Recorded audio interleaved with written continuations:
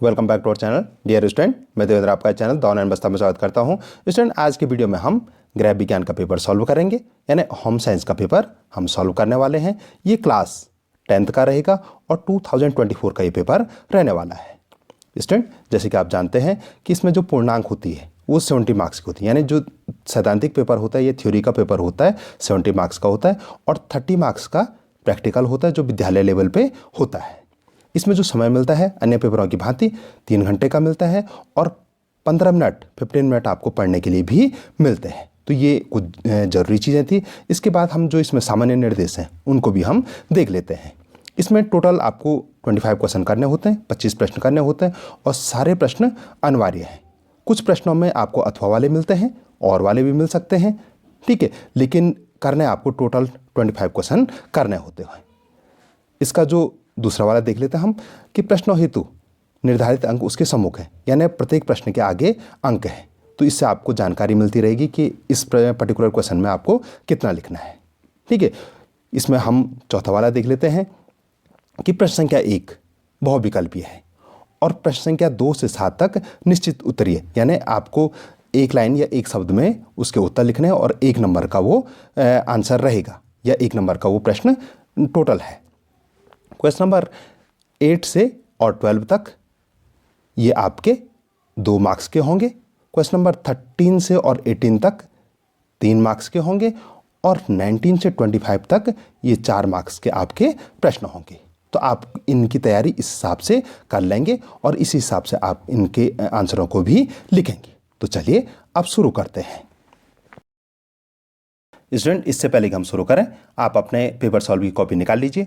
जैसे इसमें प्रश्नों को बताते जा रहा हूँ आप उनको नोट करते जाएंगे और उनके आंसर भी लिखते जाएंगे। जैसे विकल्प वाला प्रश्न है तो इसके चारों विकल्प नहीं लिखेंगे, सिर्फ आंसर लिखेंगे। जैसे क वाला देख लेते हैं कि सामान्यतः किस आयु के शिशु घुटने के बल चलने लगते हैं। तो इसका जो राइट आंसर है चौथा है कि 10 माह। तो आप प्रश्न लिखेंगे और सीधा आंसर लिखेंगे, ठीक है। तो क वाला तो हो गया। अब ख वाला देख लेते हैं। आयोडीन की कमी से शरीर में कौन सा रोग होता है? तो जो इसका राइट आंसर है डी, घेंगा। अब आपके पास ये भी आ सकता है कि टिटनेस किससे होता है, रिकेट्स किससे होता है, मलेरिया किससे होता है। तो अगर आपको ये सब पता है तो आप कमेंट में अवश्य बताएं। वैसे में देख लेते हैं कि जल में घुलनशील विटामिन कौन सी है। तो इसका जो राइट आंसर है बी, जल में घुलनशील विटामिन बी और सी है, ठीक है। ये दोनों जो विटामिन हैं ये जल में घुल जाती हैं। चलिए अब हम घ वाला देख लेते हैं। घ वाला है आहार नियोजन करते समय आहार में सम्मिलित की जानी चाहिए। आहार नियोजन करते समय आहार में सम्मिलित की जानी चाहिए। क्या की जानी चाहिए? तो इसका सेकंड वाला राइट आंसर है सरलता से उपलब्ध स्थानीय व ताजी खाद्य सामग्री। इसका ये 2 वाला राइट आंसर होगा। ड देख लेते हैं। अधिक शारीरिक श्रम करने वाले व्यक्ति के आहार में किस पौष्टिक तत्व की मात्रा सबसे अधिक होनी चाहिए? तो उसके जो अधिक शारीरिक श्रम करता है तो उसके आहार में कौन सा तत्व अधिक होना चाहिए? तो इसका जो राइट आंसर है सेकंड वाला कार्बोहाइड्रेट। उसके खाद्य पदार्थ में कार्बोहाइड्रेट ज़्यादा होना चाहिए। चौ देख लेते हैं। अमानवीय पारिवारिक साधन हैं। तो धन ये भी है, भौतिक वस्तुएं ये भी है, सामुदायिक सेवाएं ये भी हैं। तो इसका जो राइट आंसर होगा 4th वाला, ठीक है। ये सभी इसका राइट आंसर होगा। आई होप कि जैसे मैं बता रहा हूं आप उनको नोट भी करते जा रहे हैं। चलिए 6 वाला देख लेते हैं कि पारिवारिक आवश्यकताओं की पूर्ति में सहायक कारकों को कहते हैं। तो उसको क्या कहते हैं? पारिवारिक साधन कहते हैं। जौ वाला निम्नलिखित में से कौन सी डाकघर की बचत योजना है? तो इसमें एक वाला भी है कि राष्ट्रीय बचत पत्र ये भी है और सावधि जमा योजना ये भी है। तो इसका जो राइट आंसर होगा ये 3rd वाला होगा, ठीक है। आई होप कि आपने क्वेश्चन नंबर 1 के पूरे 8 विकल्प आपने नोट कर लिए होंगे और समझ भी लिए होंगे, ठीक है। चलिए अब हम क्वेश्चन नंबर 2 देखते हैं और ये 1 नंबर के होंगे। स्टूडेंट, इससे पहले हम क्वेश्चन नंबर 2 देखें। अगर आप हमारे चैनल पर नए हैं तो चैनल को अवश्य सब्सक्राइब करें, वीडियो को लाइक करें, अपने दोस्तों के साथ भी शेयर करें। क्वेश्चन नंबर 2 देखते हैं हम कि MRP का पूरा नाम लिखिए। तो MRP का पूरा नाम क्या है? मैक्सिमम रिटेल प्राइस, यानी अधिकतम खुदरा मूल्य। यानी कोई भी वस्तु इस मूल्य से अधिक पे नहीं बेची जा सकती, चाहे वो टॉफ़ी हो या कोई बड़ा सामान हो। उसमें MRP लिखी रहती, आप उससे नीचे डिस्काउंट ले सकते हैं, लेकिन उससे अधिकतम मूल्य से अधिक पे दुकानदार उसको नहीं बेच सकता है। ठीक है, चलिए क्वेश्चन नंबर 3 देख लेते हैं हम। उपभोक्ता के अधिकारों का हनन कौन करता है? तो उपभोक्ता के अधिकारों का हनन उत्पादक एवं व्यापारियों के द्वारा किया जाता है।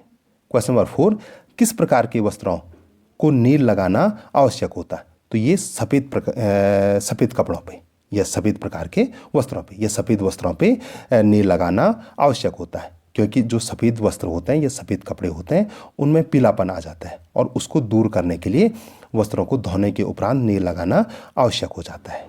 ठीक है, जिससे कि उनकी जो सफ़ेदी बरकरार रहे। क्वेश्चन नंबर 5, व्यावसायिक स्तर पर वस्त्रों की धुलाई कौन करता है? तो व्यावसायिक स्तर पर कपड़ों की धुलाई धोबी करता है। वो हमारे कपड़ों को धोने के बदले पैसे लेता है, तो वो इसका जो राइट आंसर होगा धोबी। क्वेश्चन नंबर 6, शिशु के लिए प्रथम गीत संगीत किस रूप में होता? तो ये लोरी के रूप में होता, जो कि उसके द्वारा उसकी माँ के द्वारा सुनाई जाती है।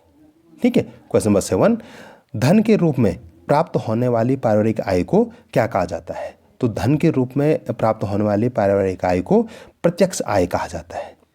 ठीक है, और अप्रत्यक्ष आय किसे कहा जाता है? आप कमेंट में बताएंगे। हो सकता है कि अगली बार जब आप पेपर दे रहे हो तो तब आए कि अप्रत्यक्ष आय किसे कहते हैं।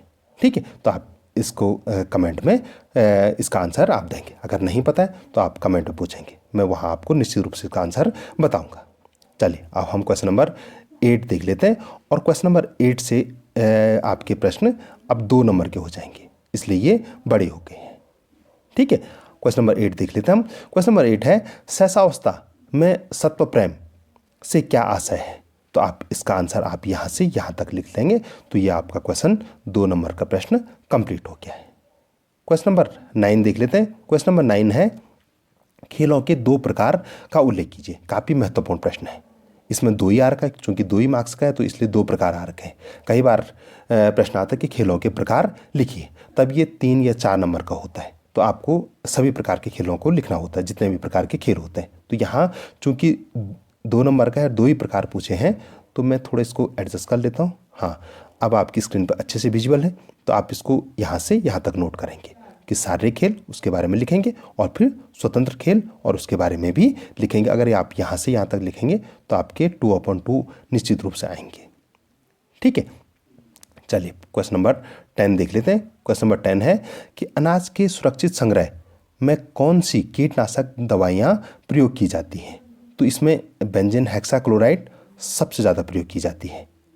क्यों की जाती है? क्योंकि अनाज और दालों के अधिक समय तक सुरक्षित संग्रह के लिए कुछ कीटनाशक दवाइयों का इस्तेमाल किया जाता है, जिससे कि कीड़ों और चूहों आदि इसको नष्ट न करें। ठीक है, उनको मारने और भगाने के लिए इन दवाइयों का प्रयोग किया जाता है। तो आप पहले इसको यहाँ से यहाँ तक लिखें, ठीक है, चूहों तक लिखें, और इसका जो रिमेनिंग पार्ट्स है उसको भी आप नोट करेंगे, तो आपका ये कंप्लीट हो गया। इसके बाद हम क्वेश्चन नंबर 11 देख लेते हैं। क्वेश्चन नंबर 11 है कि सूती वस्त्रों में कलफ लगाने से क्या लाभ होता है? तो जो सूती वस्त्र में कलफ या मांड बहुत आवश्यक होता है। वस्त्रों की धुलाई के उपरांत आवश्यक परिसज्जाओं में कलफ या मांड को भी सम्मिलित किया जाता है। तो इसके लाभ क्या है? तो लाभ यहाँ से लेकर आप, मैं थोड़ा सा एडजस्ट कर लेता हूँ इसको, है हाँ, पहले आप यहाँ से पहले आप इतने तक लिखिए, फिर आप कलफ के लाभ लिखिए और यहाँ तक लिखिए। ठीक है, कि पहला लाभ तो यह है कि सूती वस्त्रों में सख्ती या कड़कपन आ जाता है। उसके जो धागों के बीच में जो रिक्त स्थान रह जाता है उसकी वो पूर्ति कर लेता है। उसमें चमक और नवीनता आ जाती है। कपड़ों की क्रीज अच्छी बनती है, उसमें प्रेस अच्छे से हो जाती है। ठीक है, तो ये इसके मुख्य लाभ हैं। आप इसको अगर पहले यहाँ तक नोट करें और उसके बाद आप इसको यहाँ तक नोट करेंगे तो ये आपका प्रश्न कंप्लीट हो गया है। आपके 2/2 आ गई है। ठीक है, चलिए क्वेश्चन नंबर 12 देख लेते हैं कि रेडीमेड वस्त्रों के 2 लाभों का उल्लेख कीजिए। ये भी काफ़ी इंपॉर्टेंट क्वेश्चन है। इसमें चूंकि 2 मार्क्स का है तो इसलिए इसमें क्या रखा है कि 2 लाभ लिखिए। अगर ये 3 या 4 मार्क्स का होता तो इसमें सिर्फ आता है कि रेडीमेड वस्त्रों के लाभ लिखिए। तो आप इसको हम इसको 3 या 4 नंबर के हिसाब से नोट करेंगे, ठीक है। अगर 2 नंबर पाए तो आप इतने लिखेंगे, समझ रहे हैं, घटा के तो लिखना आसान है, आप सिर्फ 2 ही लाभ लिखेंगे। अगर 3 या 4 लाभ लिखेंगे तो ये आपका 3 या 4 नंबर के क्वेश्चन भी आपका सॉल्व हो जाएगा। तो आप पहले इसको यहाँ से यहाँ तक नोट करें, ठीक है। उसके बाद इसके लाभ लिखें, क्योंकि अगर 2 नंबर का है तो आप यहीं तक लिखें, लेकिन आप अगर 4 नंबर का आएगा तो आप यहाँ तक इसको नोट करें, ठीक है। चूँकि समय आप पेपर सॉल्व कर रहे हैं तो आप इसको यहाँ तक नोट करेंगे। चलिए अब हम क्वेश्चन नंबर 13 देख लेते हैं, और ये बहुत इंपॉर्टेंट क्वेश्चन है, आप इसको वेरी इंपॉर्टेंट करके मार्क करें, ठीक है। लगभग ये प्रत्येक साल आ रहा है। वृद्धि एवं विकास के उदाहरण देते हुए स्पष्ट कीजिए। तो वृद्धि किसे कहते हैं? वृद्धि का अर्थ होता है बढ़ना या फैलना। तो इसका अर्थ क्या हुआ कि मनुष्य के आंतरिक और बाह्य अंगों का बढ़ना वृद्धि कहलाता है, ठीक है। वृद्धि शारीरिक रचना और शारीरिक बदलाव की ओर संकेत करती, जबकि विकास क्या है? विकास एक सार्वभौमिक प्रक्रिया मानी जाती है जो जन्म से लेकर जीवन पर्यंत तक अविराम गति से निरंतर चलती रहती है, ठीक है। विकास केवल शारीरिक वृद्धि की ओर ही संकेत नहीं करता, बल्कि इसके अंतर्गत शारीरिक, मानसिक, सामाजिक, संवेगात्मक बदलाव शामिल रहते हैं जो गर्भकाल से लेकर मृत्यु के पश्चात भी निरंतर मनुष्य में प्रकट होते रहते हैं। तो आप यहाँ से यहाँ तक इसको नोट कर लें और समझ भी लें। वीडियो को पॉज करें और फिर अपनी कॉपी में पूरा प्रश्न नोट करें। चलिए क्वेश्चन नंबर 14 देख लेते हैं कि छोटे बच्चों की पुस्तकों की विशेषताओं का उल्लेख कीजिए। तो आपको इनकी विशेषताएं बतानी है। पहले आप थोड़ी सी इंट्रोडक्शन लिखेंगे इसका कि पुस्तकों को पढ़ना एक प्रकार का आनंददायक खेल है। इसमें बच्चे दूसरे की क्रियाशीलता का आनंद लेते हैं। बच्चों की दुनिया अलग होती है, इसलिए उनकी पढ़ने की पुस्तकें भी भिन्न तरह की होती हैं। तो उनकी कौन कौन सी विशेषताएं होती हैं कि पुस्तकें क्या होनी चाहिए? उनमें रंगदार तस्वीरें होनी चाहिए, छपाई मोटी होनी चाहिए, जिल्द और पेज मजबूत होने चाहिए, उसमें जो कहानियाँ हों वो अच्छे मूल्यों को सिखाने वाली होनी चाहिए। बाल पुस्तकों में जंगली जानवर, पौधों, अपने इर्द गिर्द के लोगों के साथ मिलजुल कर रहने वाली शिक्षा वाली होनी चाहिए, और जो कहानियाँ हैं वो छोटी छोटी होनी चाहिए, ठीक है। तो आप पहले यहाँ से यहाँ तक नोट कीजिए, ठीक है, और उसके बाद इसका जो लास्ट पार्ट है इतना भी नोट कीजिए। तो आपका ये प्रश्न कंप्लीट हो गया। आपको उसको 3 और 4 मार्क्स में दोनों जगह, अगर ये 4 नंबर, ये तो चूंकि 3 नंबर का क्वेश्चन है, अगर 4 नंबर का प्रश्न भी आता है तो आप वहाँ भी लिखेंगे, तो ये सफिशिएंट है। चलिए क्वेश्चन नंबर 15 देख लेते हैं। क्वेश्चन नंबर 15 है, प्रोटीन के मुख्य स्रोत बताइए एवं शरीर पर इसकी कमी से होने वाले प्रभाव लिखिए। यानी इसमें आपके 2 खंड हैं, एक में आपको स्रोत बताना है और उसके बाद इसकी कमी से शरीर पे क्या क्या प्रभाव पड़ता है ये भी बताना है आपको, ठीक है। तो पहले आप थोड़ा सा इसका इंट्रोडक्शन लिखेंगे कि प्रोटीन वास्तव में कैसा शब्द है? ग्रीक भाषा का शब्द है जिसका अर्थ होता है सबसे जरूरी, ठीक है। सभी जीवित प्राणियों में प्रोटीन का विशेष और महत्वपूर्ण स्थान होता है। प्रोटीन को सर्वोत्तम खाद्य पदार्थ माना गया है।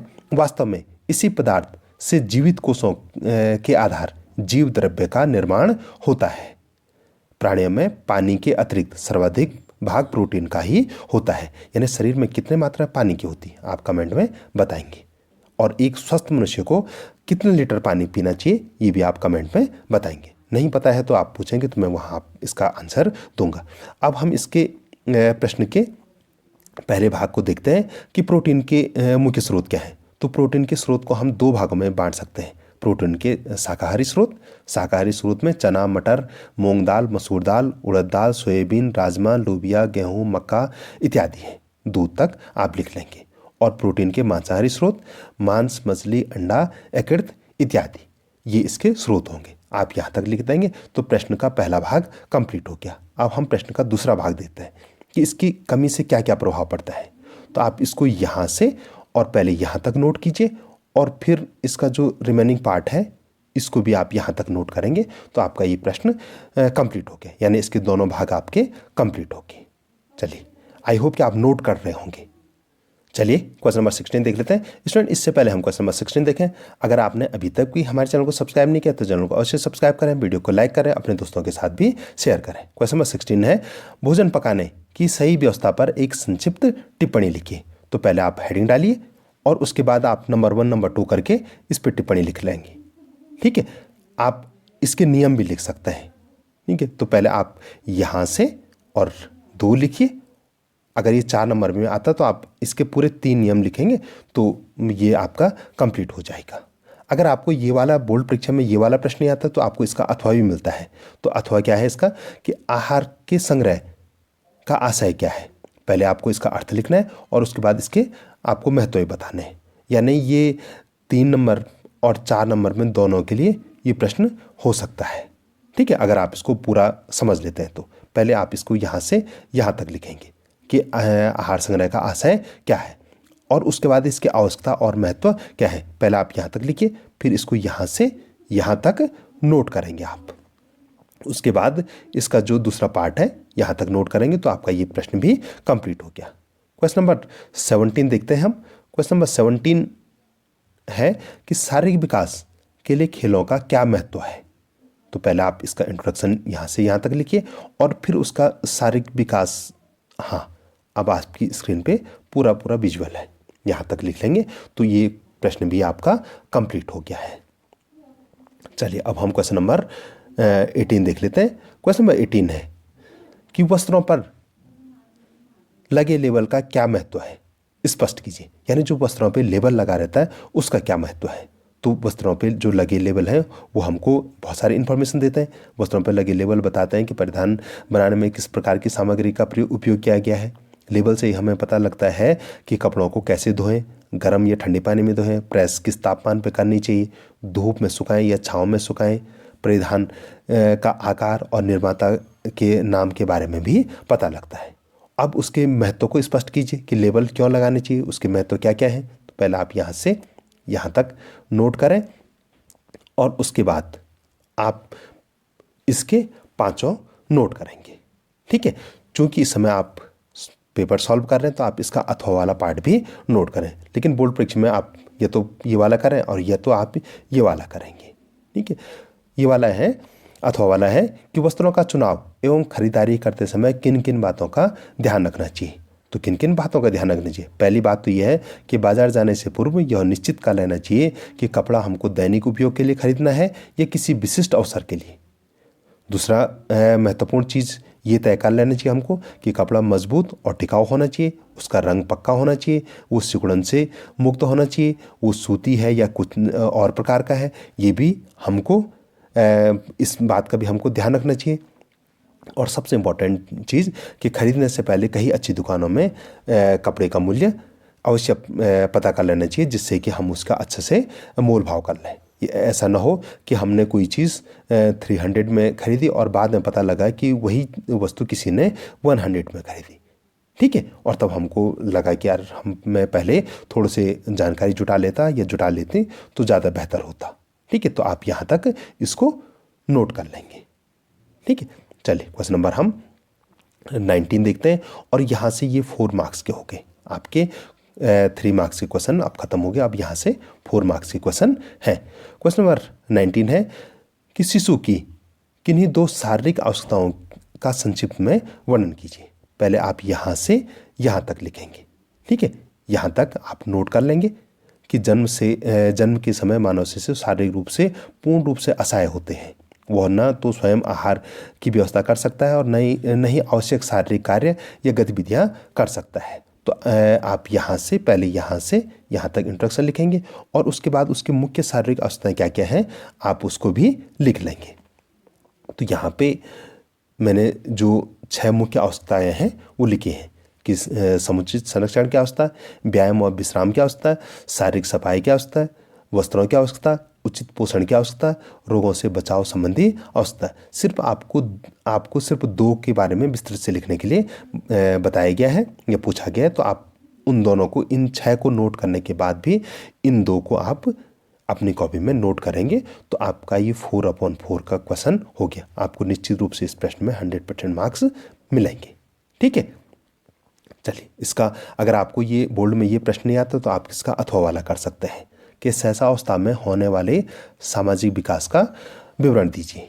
तो पहले आप यहाँ से यहाँ तक नोट कीजिए और उसके बाद 1 बाय 1 आप इसको लिखेंगे।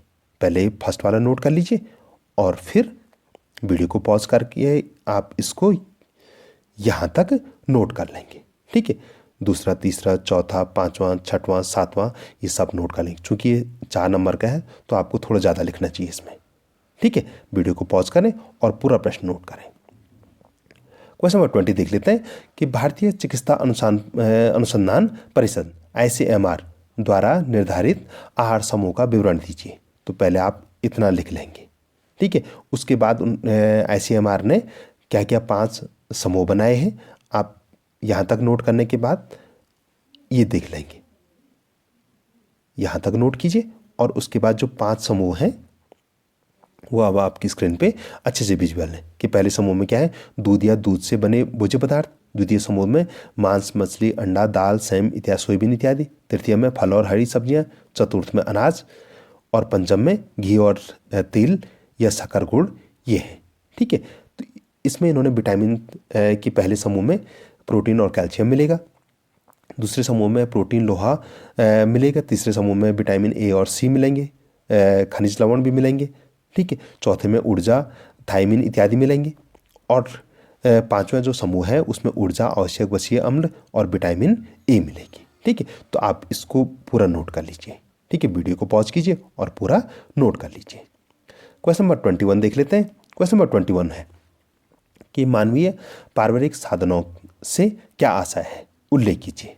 पहले आप पारिवारिक साधन के बारे में बताएंगे कि पारिवारिक साधन क्या है और उसके बाद बताएंगे पारिवारिक साधन कितने प्रकार के होते हैं। तो पारिवारिक साधन 2 प्रकार के होते हैं, एक मानवीय और दूसरे भौतिक। चूंकि आपको सिर्फ मानवीय के बारे में लिखना है तो आप पूछा गया तो आप सिर्फ मानवीय के बारे में ही लिखेंगे। पहले आप इतना नोट कर लीजिए। ठीक है, वीडियो को पॉज कीजिए और इतना नोट कर लीजिए। उसके बाद आप मानवीय साधनों के बारे में लिखिए। ठीक है, तो पहला साधन क्या है, योग्यता, रुचि, ज्ञान। आप इनके बारे में भी थोड़ा थोड़ा लिखेंगे। ठीक है, आप वीडियो को पॉज करके इनके बारे में लिखिए। समझ रहे, पहले आप रुचि तक लिखिए, फिर ज्ञान और कौशल भी लिखेंगे। तो ये आपका ये क्वेश्चन भी कंप्लीट हो गया। चलिए क्वेश्चन नंबर 22 देख लेते हैं। स्टूडेंट, इससे पहले हम क्वेश्चन नंबर 22 देखें, अगर आपने अभी भी चैनल को सब्सक्राइब नहीं किया तो चैनल को अच्छे से सब्सक्राइब करें, वीडियो को लाइक करें, अपने दोस्तों के साथ भी शेयर करें और सबसे इंपॉर्टेंट चीज़, आप प्रति क्वेश्चन को नोट करते जाएं। आपकी जो 100% मार्क्स है वो हमारा लक्ष्य है कि आपकी प्रत्येक स्टूडेंट की 100% मार्क्स आए। तो इसलिए आप प्रत्येक क्वेश्चन को अच्छे से नोट करें। जो क्वेश्चन समझ में नहीं आता है तो उसके लिए कमेंट सेक्शन में आप अवश्य पूछेंगे। तो चलिए क्वेश्चन नंबर 22 देख लेते हैं। क्वेश्चन नंबर 22 है, पारिवारिक आय के स्रोतों का वर्णन कीजिए। तो पारिवारिक आय का मुख्य स्रोत क्या है, वेतन। किसी भी परिवार की जो आय है उसका जो प्रमुख स्रोत है वो क्या है, वेतन। तो आप इसको यहाँ से यहाँ तक आप नोट कर लेंगे। ठीक है, अब इसका हम दूसरा भी देखेंगे क्योंकि 4 नंबर का क्वेश्चन है। ठीक है, तो हमको कई स्रोत बताने होंगे। तो दूसरा स्रोत है दैनिक मजदूरी, ब्याज रूपी आय, पेंशन रूपी आय, व्यावसायिक आय, कृषि संबंधित आय। तो पहले आप ऐसा करिए, यहाँ से यहाँ तक आप नोट कर लीजिए। इनके हेडिंग भी नोट कीजिए और इनके बारे में थोड़ा से नोट कर लीजिए, यानी आप यहाँ तक तो आप नोट कर लीजिए। उसके बाद मैं अब आपको पूरा प्रश्न विजुअल हो जाएगा। अब पहले आपने यहाँ तक नोट कर लीजिए। उसके बाद 6 वाला देख लीजिए कि कृषि संबंधित आय, पशुपालन व्यवसाय और उपहार संबंधी आय। तो यहाँ तक आप नोट कर लेंगे तो आपका क्वेश्चन नंबर 22 भी कंप्लीट हो गया। अगर परीक्षा में आपको ये नहीं आता तो आप इसका अथवा वाला कर सकते हैं। ठीक है, चूँकि समय आप पेपर सॉल्व कर रहे हैं तो आप दोनों प्रश्नों को कीजिए। पारिवारिक व्यय को प्रभावित करने वाले कारकों का उल्लेख कीजिए। अगर आपको आय नहीं आ रही है तो आप व्यय वाला करेंगे, लेकिन जैसे मैं अभी बता चुका हूँ कि आप इस समय सॉल्व कर रहे हैं तो दोनों लिखिए, आय भी लिखिए और व्यय भी लिखिए। तो इसमें है, आप इसको यहाँ से यहाँ तक नोट कर लेंगे कि पारिवारिक व्यय को प्रभावित करने वाले कारक क्या हैं। पहले पारिवारिक आय का उद्देश्य क्या है, पारिवारिक व्यय को संभव बनाना, ये पारिवारिक आय का उद्देश्य है। तो पहले आप थोड़े से अर्थ लिख लेंगे और फिर प्रभावित करने वाले आप कारक लिख लेंगे। ठीक है, यहाँ तक नोट कीजिए और फिर इसके आप कारण लिखिए। पहला कारण है परिवार की कुल आय, परिवार के रहन सहन का स्तर, परिवार का स्वरूप और परिवार का रहने का स्थान। आप इतने तक पहले इसको नोट कर लीजिए। ठीक है, वीडियो को पॉज कीजिए, इतने तक आप नोट कर लीजिए। फिर आप 6वां और 7वां भी लिखिए।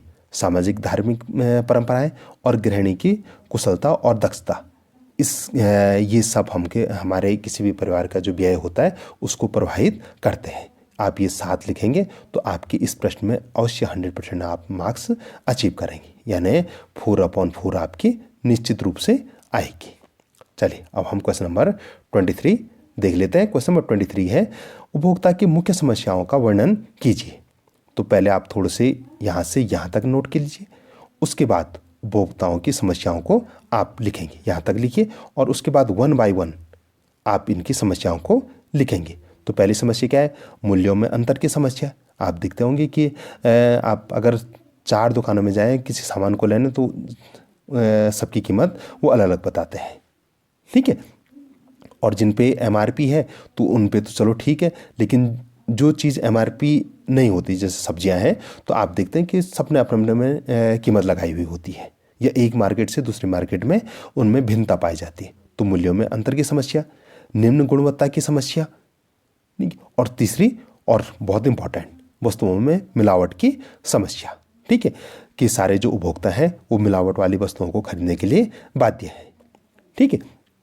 उसके बाद आप 3 लिखने के बाद आप दोषपूर्ण माप वाला लिख लेंगे, 5वां लिख लेंगे वस्तुओं के उपलब्ध न होने की समस्या, नंबर 6वां लिख लेंगे गलत सूचनाओं की समस्या, यहाँ तक नोट कर लीजिए।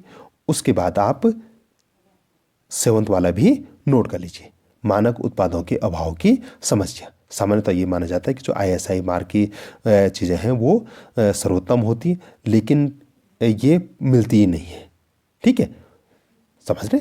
तो इसलिए ये भी एक बहुत बड़ी समस्या है। 8वां विज्ञापन की समस्या, ठीक है, जो भ्रामक विज्ञापन होते हैं कि जब हम उनके विज्ञापन देखते हैं तो बड़े सुंदर होते हैं, लेकिन जब वो चीज़ हमको वास्तव में प्राप्त होती है तो वो वैसी नहीं रहती है। तो ये 8 अगर आप लिख लेते हैं तो आपका ये क्वेश्चन भी कंप्लीट हो गया। इसमें आपको परीक्षा में अथवा वाला भी मिलता है, तो अथवा वाला भी देख लेते हैं हम। उपभोक्ताओं के मुख्य दायित्वों का वर्णन कीजिए, यानी यहाँ समस्या थी और अब उनके उपभोक्ताओं के दायित्व क्या क्या है, ठीक है, जिससे कि वो इन समस्याओं से पार पा सकें। तो उपभोक्ताओं के दायित्व क्या है, पहले मैं थोड़ा इसको एडजस्ट कर लेता हूँ। अब आपके सामने अच्छे से विजुअल है कि दायित्व क्या है। तो पहला हमारा दायित्व है कि हम विभिन्न प्रकार की वस्तुओं के विषय में आवश्यक जानकारी प्राप्त करें और जो प्राप्त जानकारी उसका उपयोग करें। हर प्रकार से हम जागरूक रहें। तीसरा दायित्व है कि वह अपनी आवश्यकता की वस्तुओं का उचित चुनाव कर सके। चौथा दायित्व है कि वे परस्पर एक दूसरे को आवश्यक सक्रिय सहयोग कर सकें, यानी एक उपभोक्ता दूसरे उपभोक्ता को सहयोग कर सके। पहले आप इन चारों को लिखिए, उसके बाद थोड़ा एडजस्ट, हाँ, आप ये 9 तक लिख लेंगे तो आपका ये प्रश्न भी कंप्लीट हो गया। चलिए अब हम क्वेश्चन नंबर 24 देख लेते हैं। क्वेश्चन नंबर 24 है, वस्त्रों की धुलाई में साबुन की भूमिका को समझाइए। तो मैं थोड़ा इस क्वेश्चन को एडजस्ट कर लेता हूँ। हाँ, अब आपकी स्क्रीन पे पूरा विजुअल है, तो आप इसको यहाँ से यहाँ तक नोट कर लीजिए, ठीक है। वीडियो को पॉज कीजिए, नोट कीजिए। इसका अथवा वाला पार्ट भी देख लेते हैं हम। कपड़ों पर लगे खून के धब्बों को छुड़ाने की विधियाँ लिखिए। यहाँ पे इस बार खून के धब्बे आ रखे हैं, हो सकता कभी चाय के धब्बे या कोई और दाग धब्बों के बारे में आए, लेकिन ये प्रश्न आ रहा है, अक्सर आ रहा है, ठीक है। तो आप इसको भी इंपॉर्टेंट करके नोट कर सकते हैं। तो आप इसको यहाँ से यहाँ तक पहले नोट कीजिए, ठीक है। उसके बाद इसका जो विधि है इसकी 2 विधियाँ हैं, इसको दोनों विधियों को आप नोट कर लेंगे, ठीक है। अब हम क्वेश्चन नंबर 25 देख लेते हैं।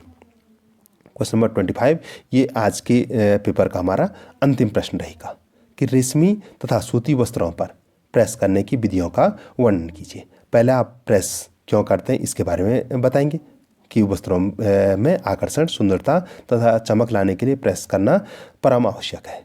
इसको यहाँ तक आप लिखेंगे। उसके बाद पूछा गया कि रेशमी और सूती वस्त्र दोनों के बारे में आपको लिखना है।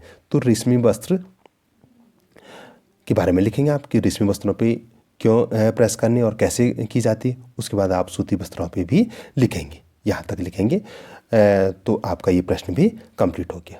तो डियर स्टूडेंट, ये था हमारा आज का वीडियो। आई होप कि आपने टोटल 25 क्वेश्चन आपने नोट कर लिए होंगे, आपने सारे प्रश्न समझ भी लिए होंगे।